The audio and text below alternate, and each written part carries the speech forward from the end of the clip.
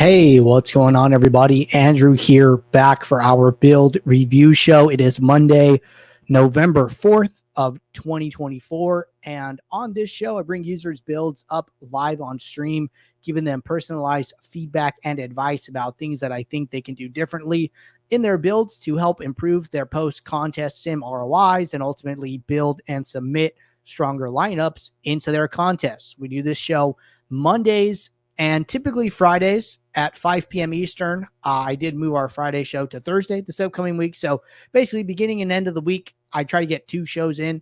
And if you ever want to get signed up, all you need to do is drop your DK username in the office hours channel in our Discord server. Let me know what sport and slate you want me to review, and I will add you to the list for the next show. But we only have one user signed up today. That is going to be Sammy. So we're going to be reviewing Sammy's NFL main slate from yesterday. So let's get that up on the screen. So if we are going to get rocking and rolling, we're going to start in the contest tab and check out his contest selection.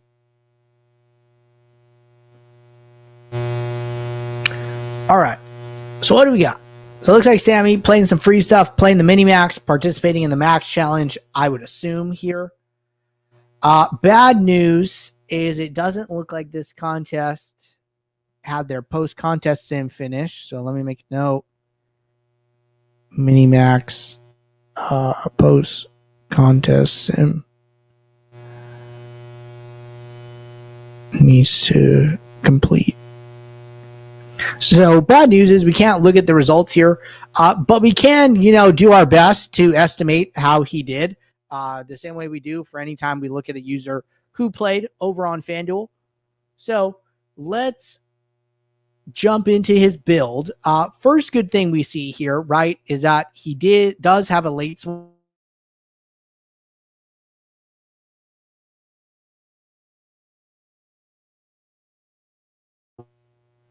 Let's jump into this build one, but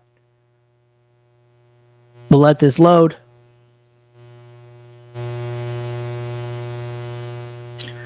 All right, so what do we see? So higher minimum salary. So we see 49.5 as opposed to 48.5. I think that's fine. Having a higher minimum salary is one way we've talked about getting to higher projected sets of lineups. We see one filter to just get rid of players who aren't projected. It's like a visual thing. We see a couple of rules. So we see a stack rule that is forcing in a secondary stack. So we see a receiver with no quarterback and no defense and a run back on the other side. So using at least one running back, wide receiver, or tight end from the opposing team. So forcing in some secondary stack correlation there. This happens a lot, like naturally. So I think it's like fine to include it. It's like, hey, the builder gives you a QB plus one stack, 95% of the time, but I also wanted to do it that other 5% of the time. This rule kind of is the same way, where you get a lot of correlation, but it is just forcing in extra to make sure some percentage of your lineups does not go unstacked there. All right. Use a defense with less than 11% ownership.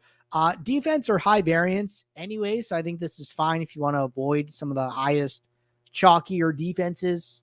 Don't use players against opposing D is good. And then my projection sum. So using a rule here instead of a post-build filter, which is totally okay. So that is fine. So I don't have a problem with any of these rules that are in play. We see no lineup filters. What else do we see? We see no uniques. Interesting here. Would like to see some uniqueness in these lineups. So I would recommend increasing your min uniques a little bit. Maybe they didn't because this exposure is like pretty flat here, right? So like highest exposed players like 36%. So it's possible that they just were happy with their leverages.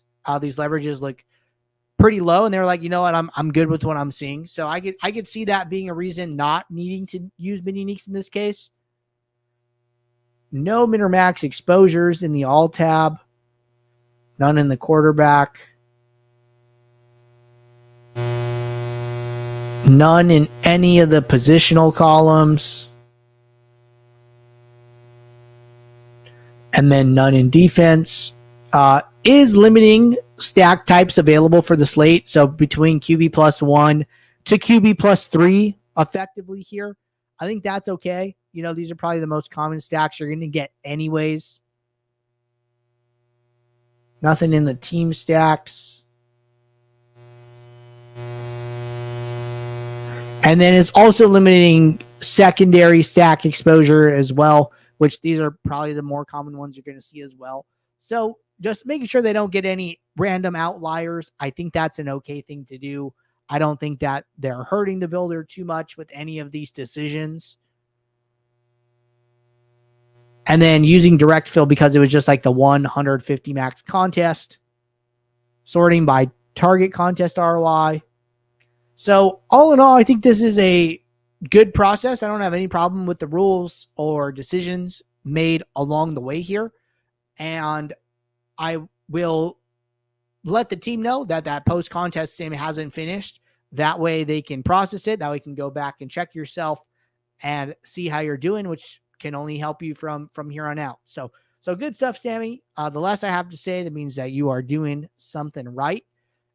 And so keep it up, and I'm happy to review you on future shows as well. All right, that was the only person signed up today. Reminder, we do this show twice a week, and you guys can get signed up by dropping your DK username in the Office Hours channel in Discord. It is going to be a super busy day with 15 NBA games and Monday Night Football. So I'm going to take this opportunity to get out of here. I got some things you got to do before that gets rocking and rolling. So appreciate you guys tuning in. I will see you for this show on Thursday, 5 p.m. Eastern. So until then, take care. Thanks. Bye.